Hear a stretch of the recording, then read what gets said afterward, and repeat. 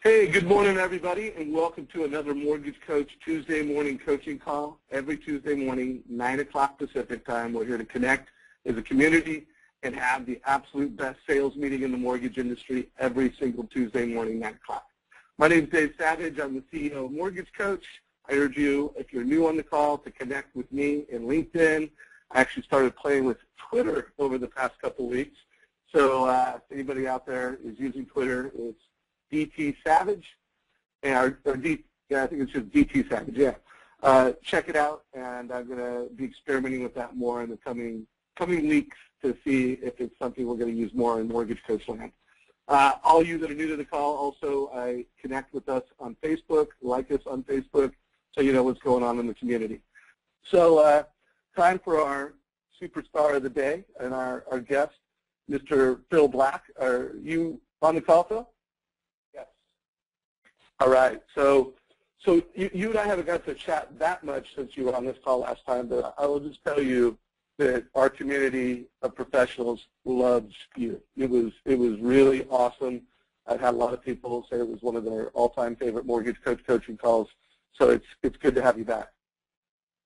Great to be here, Dave. Thanks for inviting me back. Right on. So I want to set the stage. One, Phil and I did a full 1-hour coaching call, and he delivered a lot of amazing, what I would just consider foundational content and just principles of success. That call was really centered around his background as a Navy SEAL, his background as a trainer to Navy SEALs, what he's learned, and how you could take some of the things he's learned that would help a Navy SEAL, become a Navy SEAL, be a Navy SEAL, to a mortgage professional.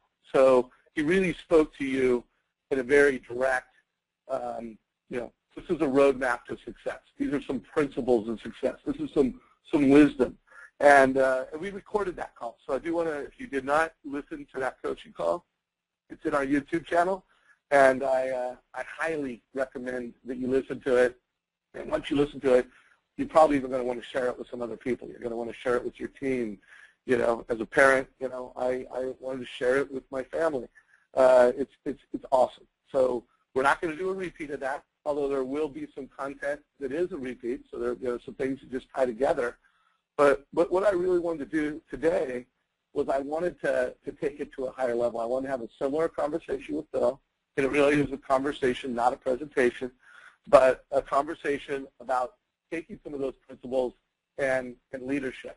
How do we be better leaders to the realtors that we serve? How do we be stronger and smarter leaders to our customers? I am a big believer that, being a good servant to our customers is not just doing everything they want. Sometimes, to really help a customer, you've got to bring some constructive tension to the conversation.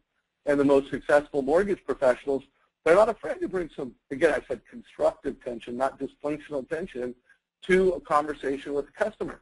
At the end of the day, if you're just a, yes sir, yes ma'am, and you're just trying to be liked more than you're trying to be respected, it's not the fastest path to success. To me, if you can earn someone's respect, you're going to get them to like you in a more meaningful way and a more profitable way. So think of that. When you listen to what we're going to talk about with Phil right now, think of how can I be a stronger leader to my customer, to my realtor, and to my own team, even my family. So Phil, I think I set a pretty high bar for you. You've got to deliver a lot of value within that framing. Again, Phil, if you don't mind, for anybody who's on this call and has not heard you before, if you could share a little bit of your backstory that brought us to where we're at today. Sure, thanks, Dave. In terms of backstory, I was a public high school kid in New York, and was a tall guy. I was 6'7", so I wound up playing basketball, which wasn't a big surprise, and wound up going to Yale University up in New Haven, Connecticut, and played basketball there. Did not have a particularly illustrious career athletic-wise, but had a great 4 years on the team. Some of my best buddies to this date are my former basketball teammates, and I ended up going to Goldman Sachs on Wall Street after graduating, because that's somehow what a lot of basketball players were doing at the time. So I did that and had a a very interesting and tough time there. Great professional growth there, and learned a lot about how to run businesses and how to interact with clients and build teamwork. And I worked there for 180 straight days, which was not really what I had planned. I knew that it was a tough job and it was a prestigious bank and everybody had to work hard. And I worked 17, 18 hours a day for 180 days, and it was wild. I learned a lot, and it actually created a massive change in my life. The 181st day, when I finally took a day off, my friends encouraged me to go skiing with them, and having been a basketball player, I never really skied because I was always in the middle of basketball season during the winter. So I decided to go skiing with them. I ended up barreling down the hill and wrecking my shoulder, and I had shoulder surgery shortly thereafter when I got back to New York. And I started spiraling down. I certainly was out of shape because I had been working for so many months in a row. I had this shoulder surgery now. I was starting to get to the end of my analyst period, as they call it, or my time there at Goldman Sachs, and I was either going to stay on there and become an associate, or I was going to do something else. And I had a fateful moment walking home from work at about 2 in the morning, and I stood in the middle of the street with my shoulder in a sling and overweight and out of shape in the corner of Liberty Street and Wall Street, and I looked up, and there happened to be just a brilliant sky, and it was pitch black, but the stars were out, and I had a moment there, and I felt like I had hit almost rock bottom physically, and I wasn't really sure what I wanted to do with my life, and I had for years always been this closet Navy SEAL wannabe. I had thought and inspired to be one for a long time, but being a taller guy and not particularly athletic and an Ivy Leaguer, and now I'm at a bank in Wall Street, in a million years I would never have considered it.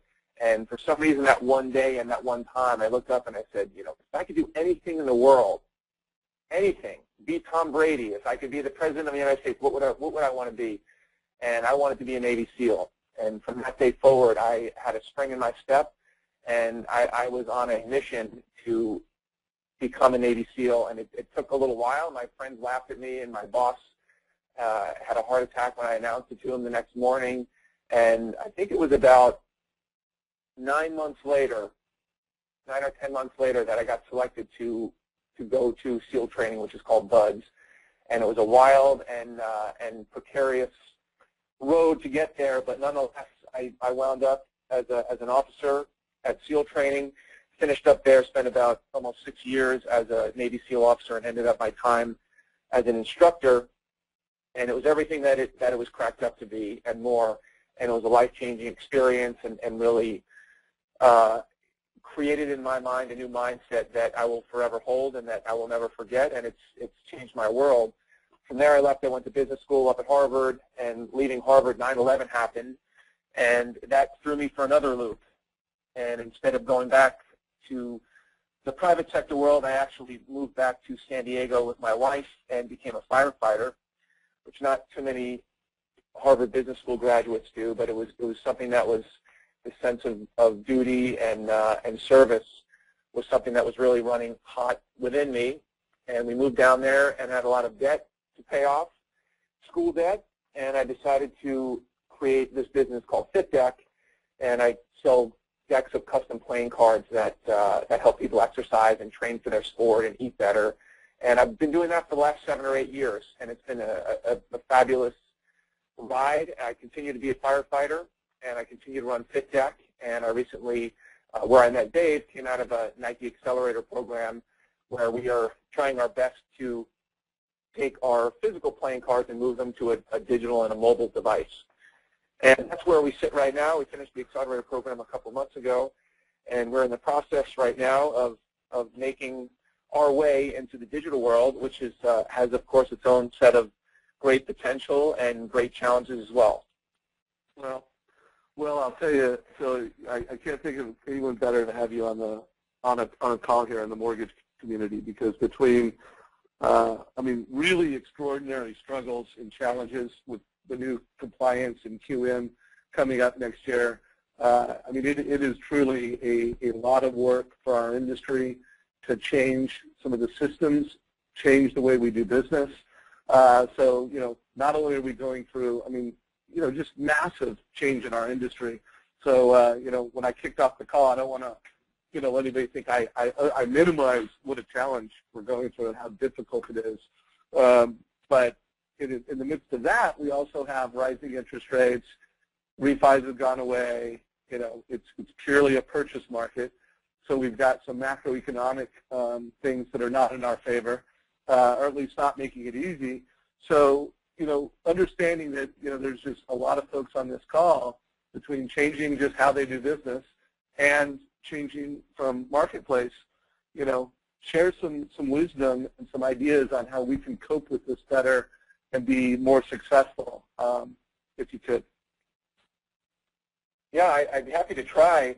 One thing that I'm hearing in your voice and I'm hearing from the message is not impending doom, but that might be an overstatement, but it sounds like there's going to be some stressors coming down the line, not only for the branch managers who are responsible for their branch and for their employees, but obviously the customers and the people out there who are buying and trying to refinance or trying to buy their first home. There's going to be stress there because they're looking for somebody with an even hand to work them through this. And of course, the mortgage folks out there can be one of those people to lend that steady hand.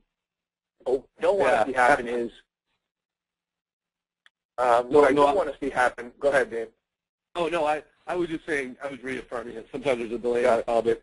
Yeah, no, I was saying no doubt that is the mindset. Continue. Sorry to interrupt. No, not at all.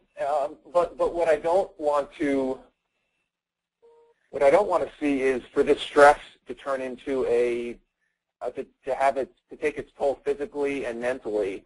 And while as Navy SEALs we are wont to put our head down and just keep pushing and just keep hammering and chopping and burrowing our head down and moving forward. What I've learned and what we do as SEALs is to manage our energy and manage our time and manage how fast and how hard we push ourselves. And we, legendarily, we do a lot of things that a lot of people wouldn't do, whether it's getting through Hell Week, which is 5 straight days of maybe an hour's sleep total. There are those moments of time where you're pushing and stressing. And that, of course, is the time for growth.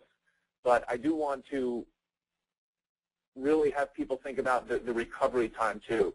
And if you continue to push hard, and now that things are starting to go away from us a little bit, there's a tendency to either crawl up in the fetal position and not do anything and give up, or to say, I'm going to get through this and I'm just going to pound as hard as I possibly can, which I encourage people to do to a certain extent, but I also want them to understand that they're responsible for other realtors, for people in their office, for their employees. Many people probably have kids and their spouse. So we don't want to push too hard and start being counterproductive. So I guess the message here is, for all the stress and all the push, it's got to be met with recovery. Maybe not equal amounts of recovery, but there's got to be recovery. And in the SEAL teams, we call that overtraining, and we're vulnerable to overtraining just like anybody else. I think in your world, you're vulnerable to burning out.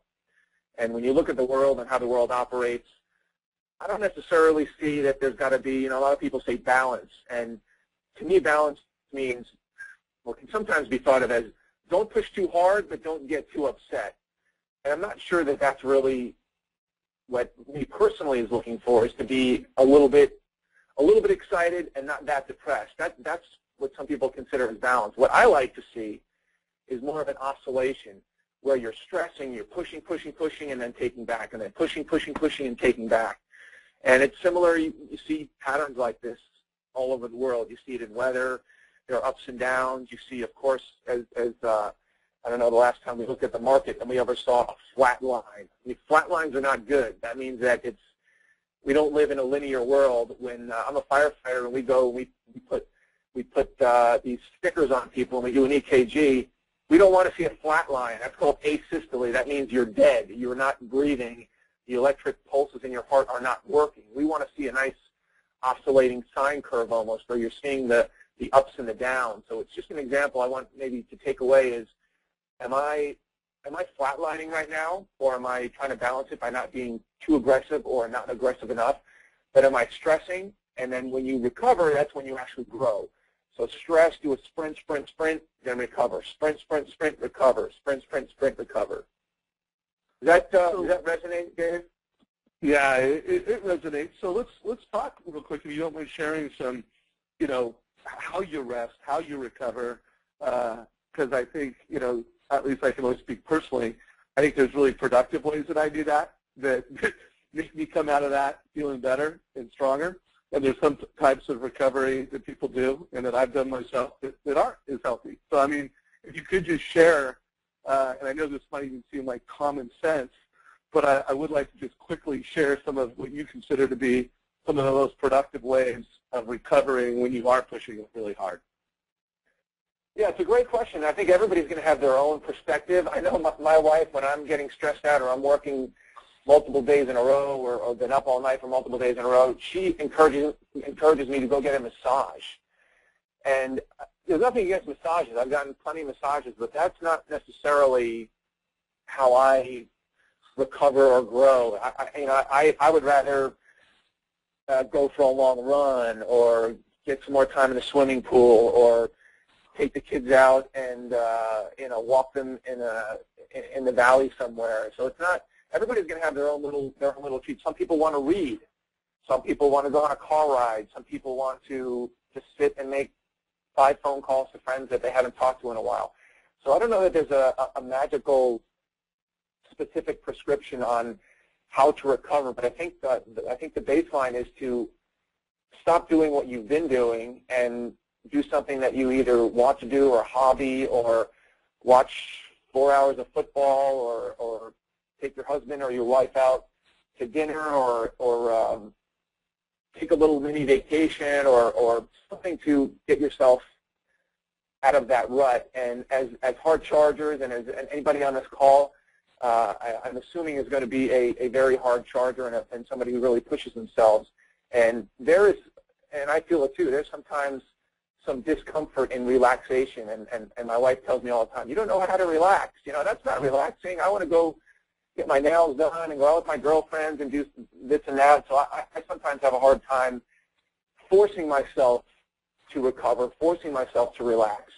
But when I finally realized that I'm not trying to be a martyr, I'm not trying to, and when it's actually working against me, and you could tell me in a rational way that, hey, it's great, and we want to pat you on the back, you're this Navy SEAL guy who never stops and stuff, but you're working against yourself. You're not stepping back because you're lazy. You're not stepping back because you can't handle it. We know you can continue to go for days and days and days and days. It's just not helping your cause. We want people to back up because it's going to help them. And for the hard chargers out there, it's hard to get that when they're resting and relaxing that it's actually benefiting them. Yeah. No, it makes lots of sense. So when I asked you the question, I really wanted to hear your perspective on that, because I know you're very intentional about life. And my takeaway from that, because I have a couple different ways that I relax. By the way, massages I like a lot. And when I'm at events and I'm pushing hard and not getting much sleep, and I go get a 1-hour massage, I mean, I just feel like I'm reinvigorated. So again, I don't do it that often, but when I'm really in the middle of pushing it hard, that will give me a few more hours of, good clarity of mind and intensity. Takes me out of the tire spell. But for me, it's hiking in some place of nature with my family. It's going on an adventure, and I think my takeaway personally from what I just heard you say is I don't do that enough. I mean, for me, some of the more negative ways I relax are watching TV.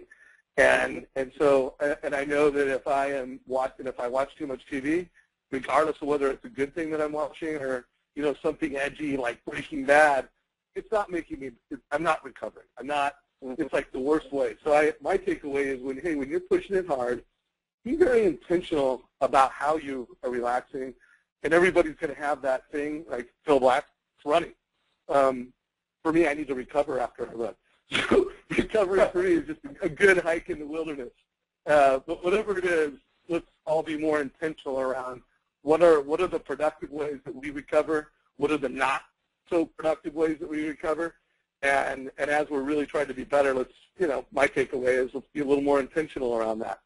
So Phil, I know you've got some things prepared, but I did have one question I want to make sure we get some conversation around.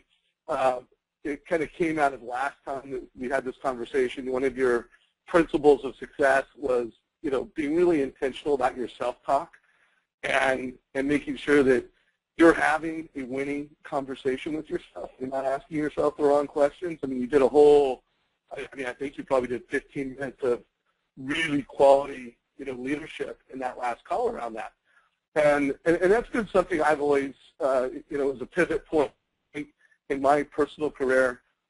When I was in my 20s, I went to an Anthony Robbins event. I walked on fire.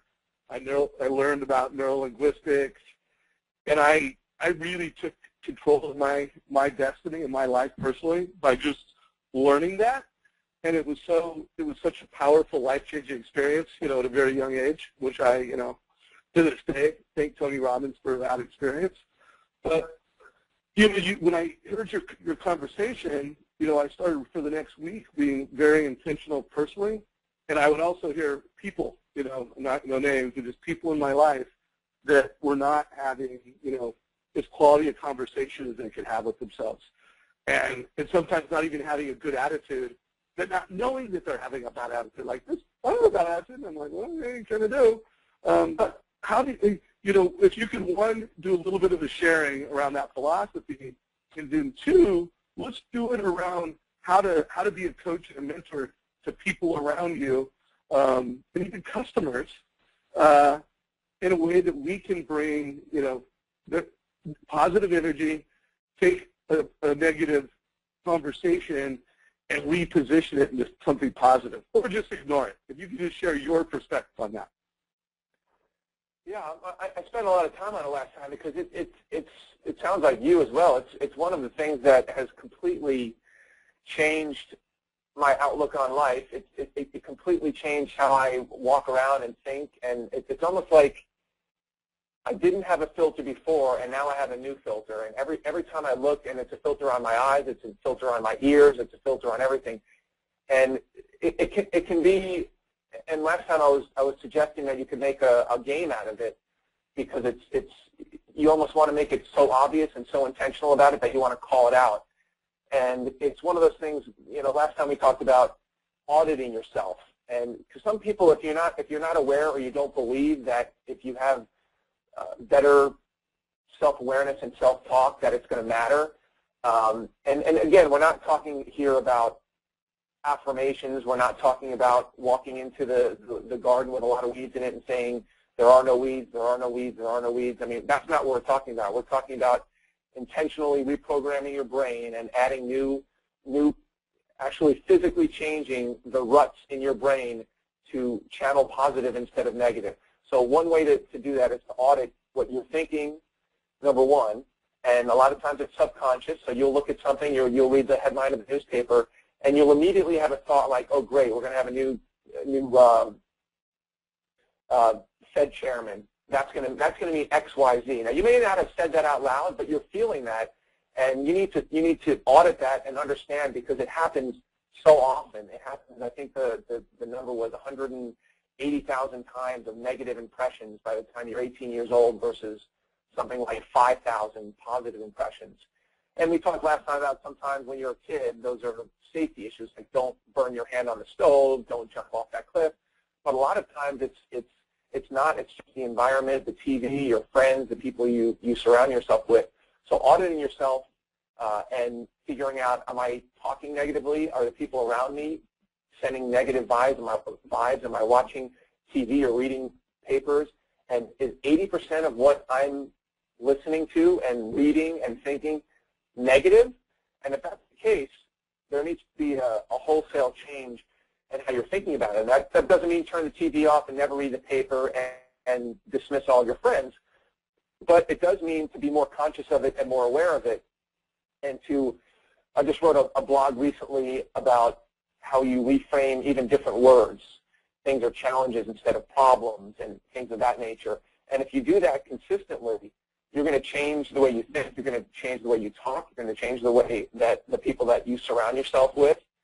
And part of that is surrounding yourself with what I call growth friends and people who share your mentality. And there's such an increased energy instead of people sucking the energy out of you because they're saying the world is coming to an end and rates are never going to come back, and I'm going to take the next couple of years off and hope for the best, or I'm going to just sit in the corner and just ride it out. And if those people are around you, they're toxic, and sometimes those are the people who talk the loudest and the most. And particularly as a branch manager or a leader, you need to somehow attempt to have a meeting, call it out, do some training. It's not doing anybody any good except sapping people's energy.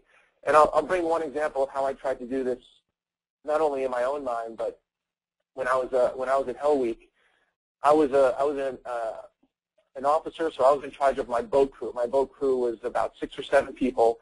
I was boat crew number 1 because I'm the tallest guy, and everybody in my boat crew was a bunch of big guys, typically taller guys. And usually when you're running around with boats on your head or carrying logs around, usually the bigger guys often do well because they're so strong. And I remember one time we were pathetic. We were so bad. We were slow. We were just not in sync. And I got called over to one of the instructors who lit me up. I mean, he told me, "Ensign Black, you are the worst boat crew leader we have ever seen.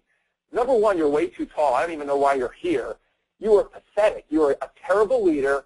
I don't know what you guys are doing. Boat crew 1 normally crushes people. You guys are coming in second to last. You guys got to get your act together, or we're going to start performance dropping people right now." I said, "Roger that, sir. Hear you loud and clear." I ran back to my boat crew. They couldn't hear what was going on. I gathered them together.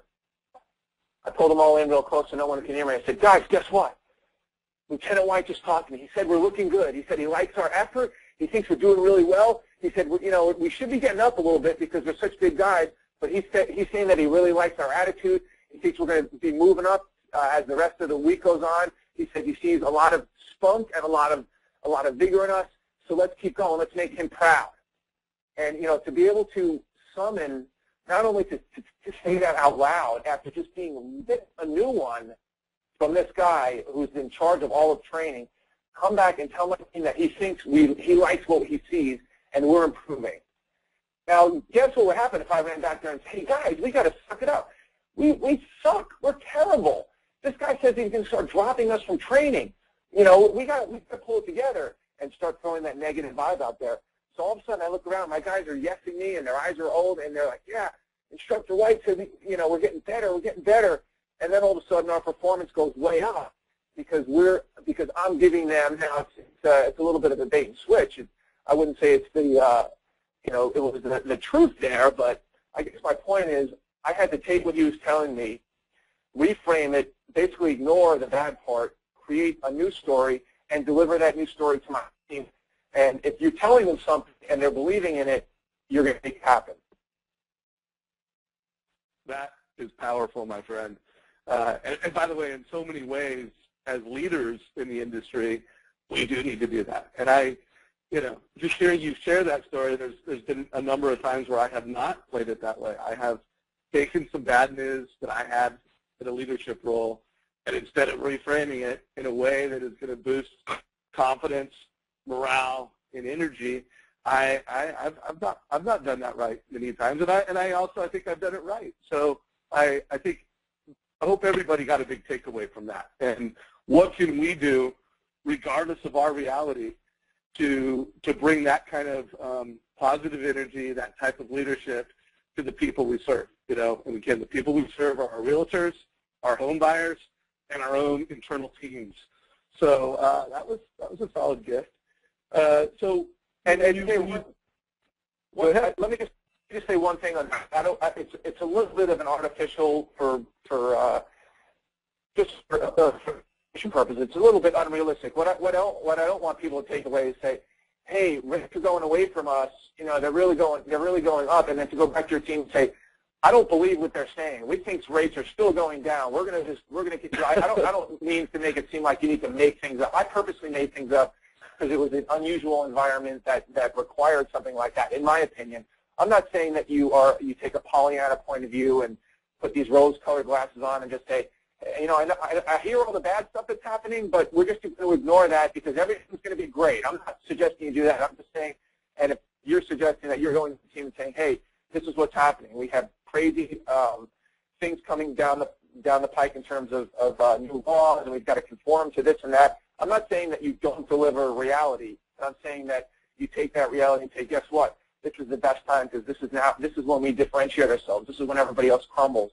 This is when we take the stand. This is when we take the torch and say, we're going to get through this. We're going to get to our customers. We're going to calm them down, calm their fears, and we're going to make them feel like they're in good and trusted hands, not that they're panicking and the world's coming to an end. So I just wanted to make sure that I'm suggesting that you make things up. Yeah, well, I would hope everybody would. In terms of the market realities, they're there. But again, I hope the takeaway is you don't need to focus on the negative, and there are so many massive opportunities. When rates are going up, there's a seller buy down strategy that you can bring to every realtor and every home buyer. You know, wherever there is a challenge, there are 5 opportunities, and hopefully everybody will focus on that and bring new things.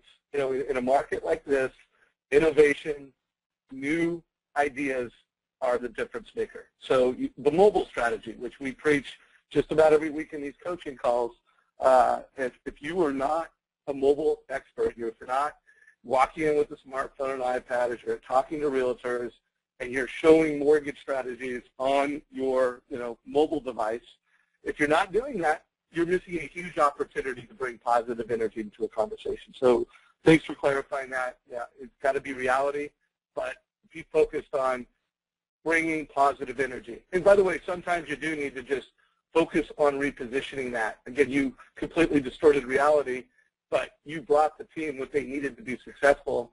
And as a leader and an executive, that's all you need to do. You don't need to, you can complain and bring the negative stuff up and bring all the positive stuff down to your team. So Phil, another, again, I know you have some ideas and blockings you want to share. I do, one of the challenges we have right now is, first of all, most loan officers are not consistently closing over 5 loans a month. While the best of the best are, many of the people on this call, they're not. And more times than not, it's coming from either some type of call reluctance. They're not meeting with enough prospects. They're not meeting with enough realtors. And the same thing goes for the leadership that we need to bring to realtors. Most realtors aren't as successful as they should be because they're not prospecting enough and they're not talking to enough people. What are some ideas, and you can bring it back from the last call if you want to share some wisdom and ideas that you came to this call ready for. But if you could share something that would help us, that's a problem in our industry. That's a problem with our success levels right now. And right now we need to be out there talking to more customers, more realtors, so we're getting more business. Yeah, I think to address that, I'd like to just characterize 2 different mortgage brokers, maybe as an example.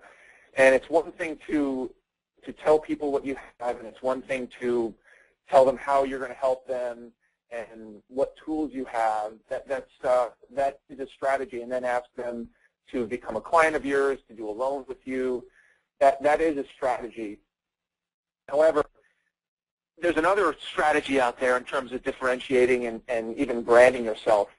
And I think the overarching theme is they're not going to buy what you do, they're going to buy why you do it. So think about mortgage broker A who says, they're talking about what they want to do, they talk about what they have, what resources they can provide, what type of experience and education and knowledge they have, and oh, by the way, please buy from me.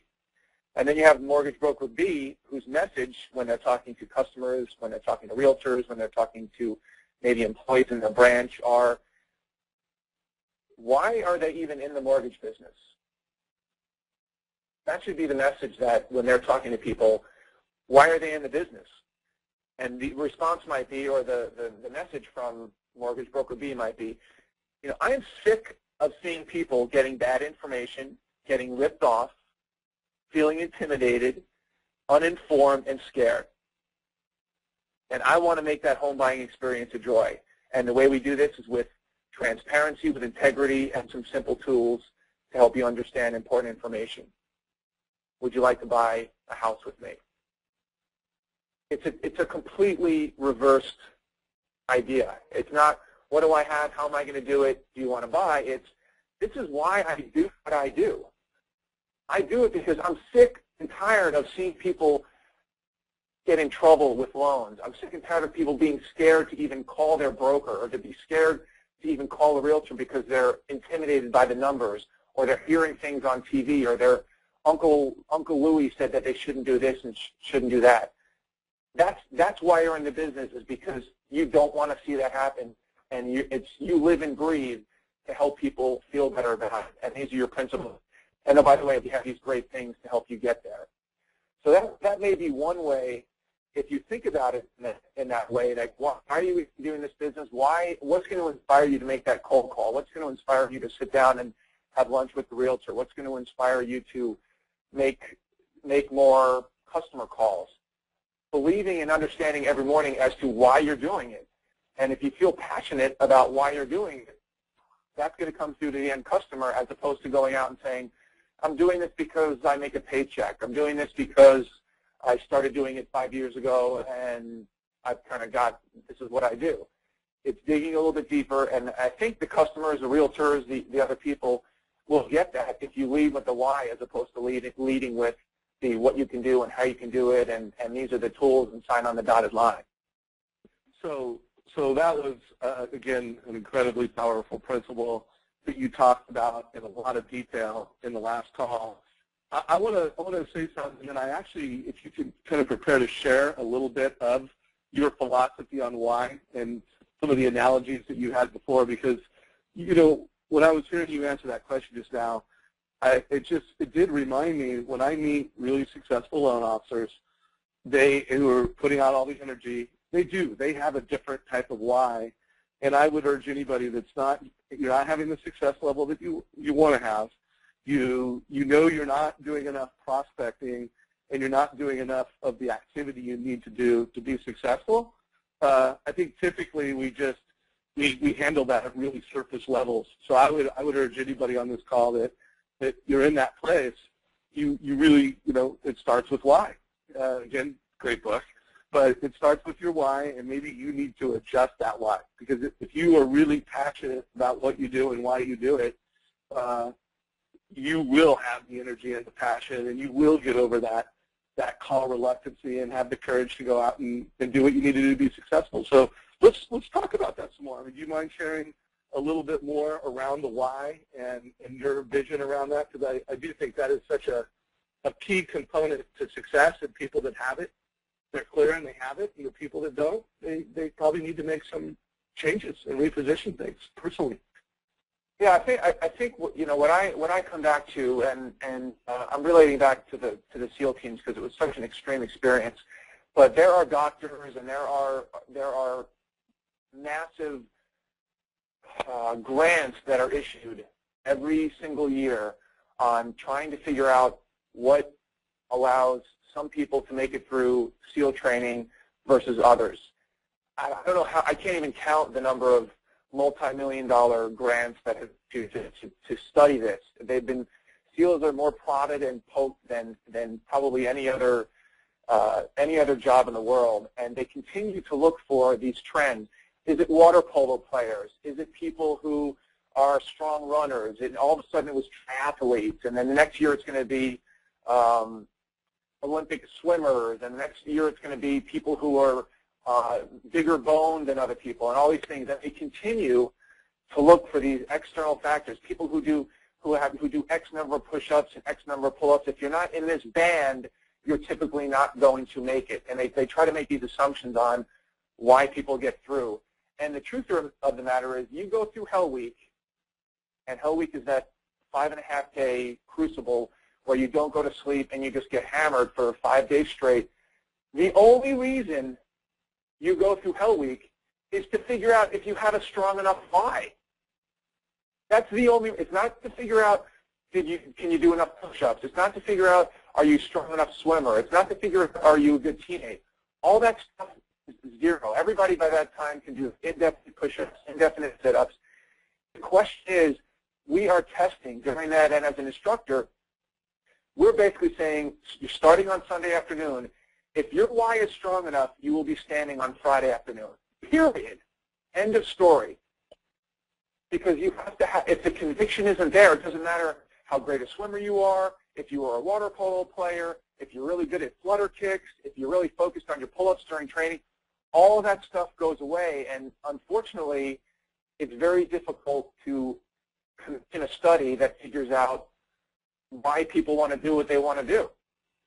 So in terms of, you know, it'd be curious to see if you did a study of the top mortgage brokers in the world, it would be very difficult, and maybe you could do a poll, you know, ask an open-ended question on the top 1% of mortgage brokers in the world. Why do you do what you do? Not why are you successful? All because I have a great staff, and because I've got this great infrastructure, and because the market's been great. That's the type of stuff that would probably be picked up. But it's more of the what is it about that person that's driving them? It's going to be different for everybody. It's not, there's not one thing that's going to create that why that's going to get you over the finish line. But that, you know, I continue to come back to that very brutal screening process that SEALs go through, and the only reason they do it is to see if your why is strong enough to get you through it. So I don't know if that answers the question to you, but I think when the brokers out there think about it and challenge themselves and even write down, you know, why am I don't even know if people even really are aware or think about that. Why exactly am I doing this anyway? Is it to support my family? Is it because I have this true feeling of helping people, of being a trusted advisor, of being somebody in the community that people can count on? You know, what are the reasons behind it? Because maybe at some point in your life you got taken by some financial person at some point. You said I vow for that to never happen to me again. Maybe your parents lost their home, or your friends lost their home or something. There's got to be something that inspires you or inspired you to do the thing that you're doing, and the most successful people have that why that is the most crystal clear. Yeah. Well, that's, first of all, I urge everybody to listen to the last call that we did with Phil. We really drilled down deeply. Two, I would ask anybody on the call who's willing to share it. I mean, I don't know that it's public, but if you want to put your why in the questions of the GoToMeeting environment, I will review those. And in the next call, I'll kind of do some call outs to what some of the great, what I, again, using my filter, what I think some of the great why statements are. And, you know, to Phil's point, it's got to be very personal. I mean, there's not like, hey guys, here's the best practice why to be super successful in the mortgage business. That's a myth. That doesn't exist. It's got to be, you know, a why that matters to you. And I think the only other thing I would change is we've got to change the why. It's not why am I a loan officer.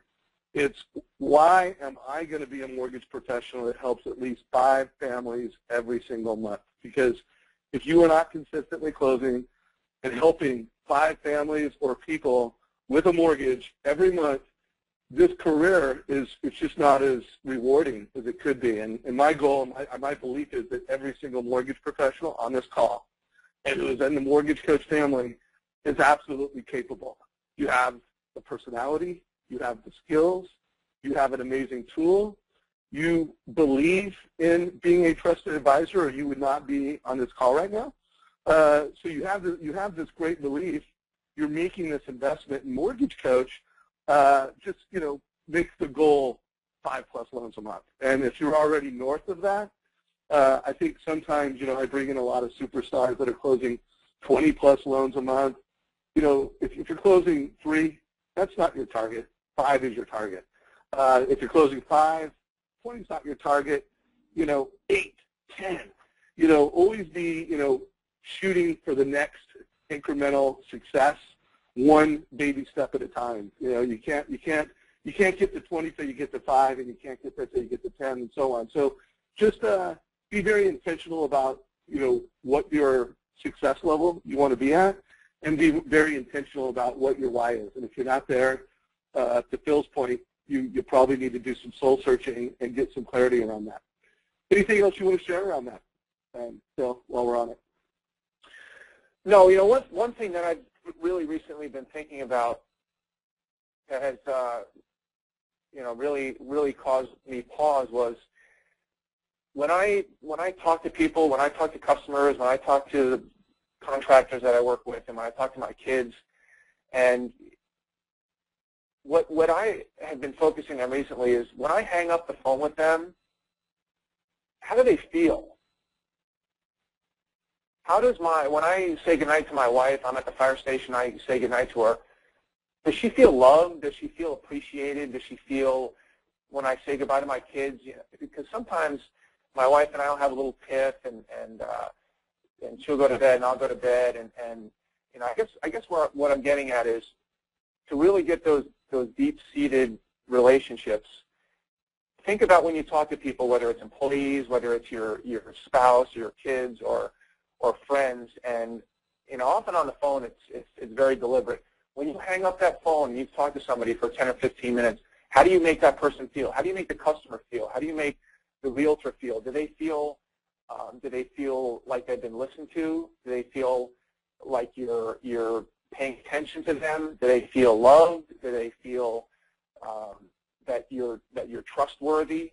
And of all things, it's not about how much money you make. It's not about how big the house is. It's not about how many cars you have.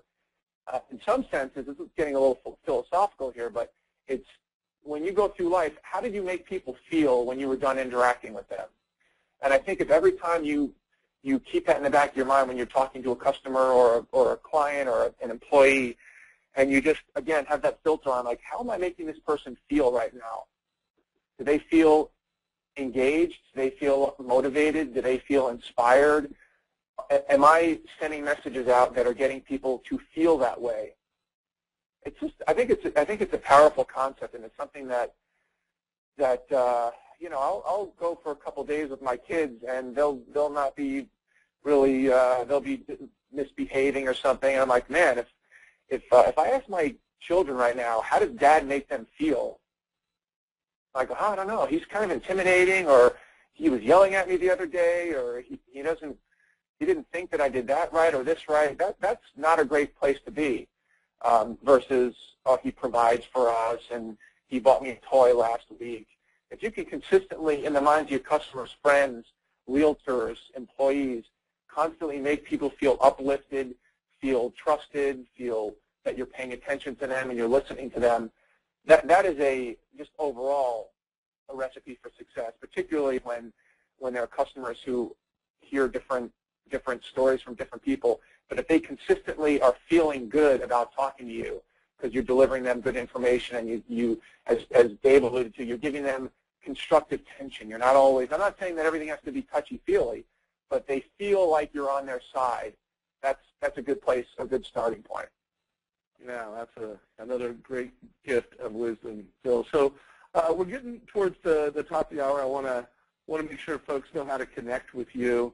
At FitDeck, I urge everybody to know about Phil's business. FitDeck, I'm a big believer in the mission that he is on with his vision around FitDeck, and I would like you to share it for a minute. And I also want to make sure everybody connects to your blog. There's a lot of, just when you write something and you say something, it's valuable. There's so much noise and content in the market, and again, everybody has their own filter, what you consider noise or what you consider something really important to read.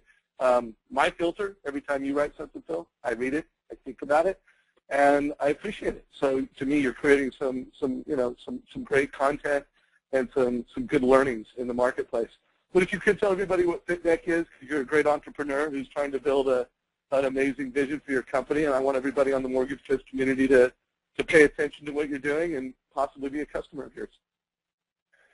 Yeah, I spoke briefly about it earlier in the call. I don't want to overdo it too much, but we create decks of custom playing cards that have exercises on them, and they help people create custom workouts for themselves, basically with a shuffle of the cards.